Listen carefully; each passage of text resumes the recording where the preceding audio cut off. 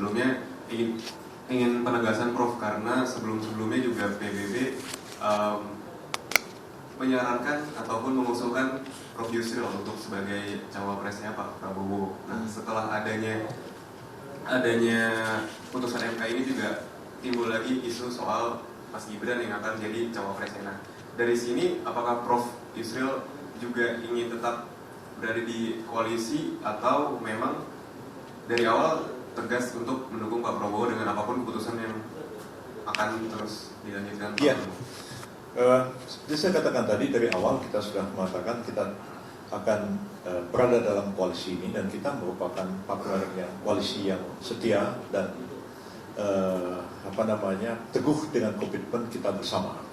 Jadi mengenai calon presiden itu sendiri memang dari awal Pak Prabowo memberikan kesempatan kepada partai-partai untuk mengajukan calon-calonnya.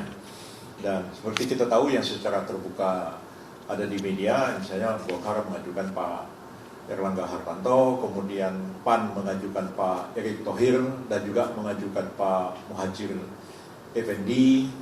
Nah, PBB mengajukan saya dan belakangan diumumkan oleh Sekjen bahwa di samping saya juga diajukan Pak Gibran. Kata Pak Sekjen kepada media, kalau Pak Yusril mentok ya terhambat ada apa-apa, ya kami mendukung Pak Gibran. Jadi PBB itu dari awal itu sudah ada statement seperti itu sebenarnya. Nah, cuman waktu itu kan timbul keraguan, ya Pak Sekjen juga bicara sama saya, Pak Ferry, ini bang kita bilang mau dukung Gibran, kan nggak bisa ini, masih ada persoalan umur. Ya bilang kita lihatlah persoalan umur itu nanti seperti apa putusan dari Mahkamah Konstitusi. Dan putusan Mahkamah Konstitusi seperti yang sudah kita bicarakan tadi, ternyata membuka jalan bagi Pak Gibran dan bukan cuma beliau, siapapun yang pernah atau sedang menjabat bupati dan wali kota atau gubernur boleh saja mencalonkan diri, bukan hanya wakil presiden, mencalonkan diri jadi presiden pun boleh, sepanjang ada partai politik yang peserta pemilu yang mencapai 20% atau 25% suara sah untuk mengajukan orang itu sebagai calon presiden. Jadi kita nggak ada masalah apa-apa mengenai soal ini. Jadi saya diajukan, ya kalau misalnya enggak, ya bahkan saya berkali-kali mengatakan saya ini adalah alternatif terakhir, bukan orang yang pertama sebenarnya. Saya alternatif terakhir jika sekiranya koalisi deadlock susah mencapai kesepakatan, saya barangkali merupakan calon alternatif terakhir yang mungkin bisa dijadikan sebagai satu kompromi di antara semua. Jadi tidak kita yang mengajukan pertama sebenarnya. Jadi biarkanlah mengalir apa yang ada di koalisi ini. Dan Pak Prabowo pun sudah pernah mengatakan pada saya bahwa saya berinteresir aja semua calon-calon ini. Nanti saya pilih-pilih, nanti kan saya akan konsultasi dengan Pak Presiden. Saya juga mau dengar masukan dan pendapat beliau. Itu berapa kali beliau kemukakan kepada saya. Dan terakhir ketika kita pertama kali membahas masalah ini, ya kira-kira minggu yang lalu di rumahnya Pak Prabowo, kan ketua-ketua partai koalisi diundang, termasuk para sekjennya, hadir semua ketua partai pada waktu itu. Dan Pak Prabowo mempersilahkan ketua-ketua partai untuk menyampaikan usulannya mengenai calon presiden. Masing-masing ngomong, ya sebagian besar mengatakan bahwa kami menyerahkan kepada Pak Prabowo siapa yang akan dipilih sebagai calon wakil presiden, dan apapun putusan Pak Prabowo kami akan terima dan kami akan dukung bersama.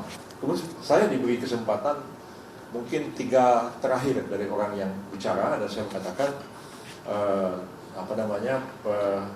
ini pertimbangan saya bilang perlu dipertimbangkan di samping electability tapi juga capability dari calon wakil presiden. Oleh karena Pak Prabowo ini dalam posisi yang diuntungkan, punya kans besar untuk menang baik 1 putaran ataupun 2 putaran. Bahkan banyak survei mengatakan Pak Prabowo ini dipasangkan dengan siapa aja, sepanjang itu tidak mendegradasi beliau, mungkin calonnya jadi tersangka misalnya, itu beliau tuh kemungkinan menangnya besar. Dan karena itu faktor capability perlu dipikirkan, karena kita akan menghadapi tugas-tugas yang berat di waktu-waktu yang akan datang. Lalu saya katakan juga bahwa perlu juga mempertimbangkan faktor Jawa, luar Jawa, juga perlu mempertimbangkan faktor Islam dan nasionalis. Oleh karena 2 komponen politik bangsa ini dari dulu sampai sekarang ini 2, kelompok Islam, kelompok nasionalis.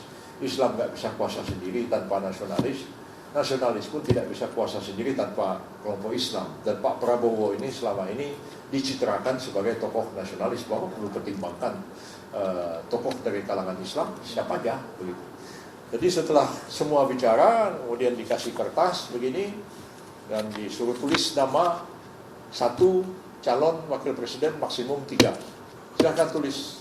Nah, dan itu setelah ditulis dilipat dan oleh staf Pak Prabowo dimasukkan dalam wadah kayak kotak begitu, lalu diserahkan Pak Prabowo kemudian berlanjut sebentar.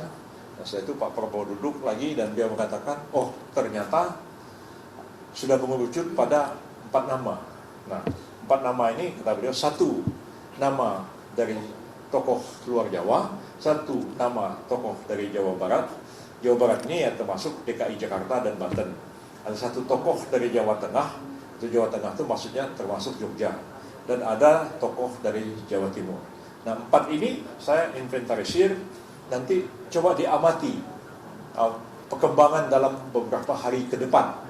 Nanti kita ketemu lagi untuk memutuskan siapa yang kita anggap paling pas untuk menjadi wakil presiden. Dan semua setuju.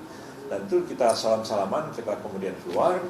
Lalu besoknya memang banyak sekali analis berbicara, oh tokoh luar Jawa siapa, tokoh Jawa Barat siapa, Jawa Tengah siapa, Jawa Timur siapa. Dan itu sudah ada di media semua, bisa kita amati.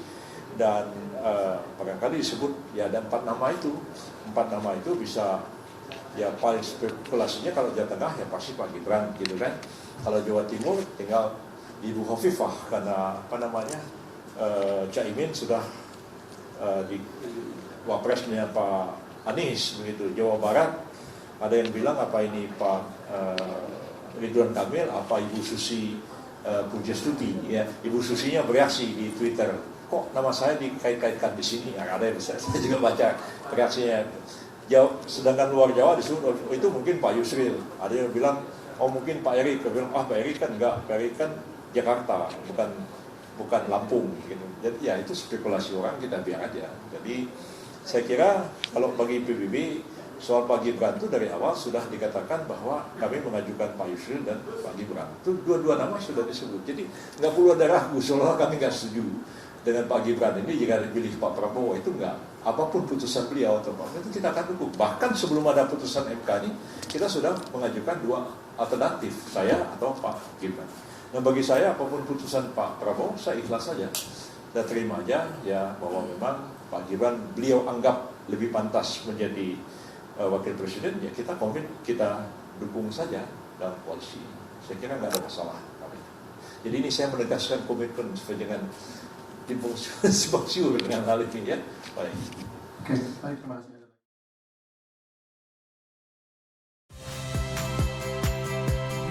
Saya Agin Fridianto.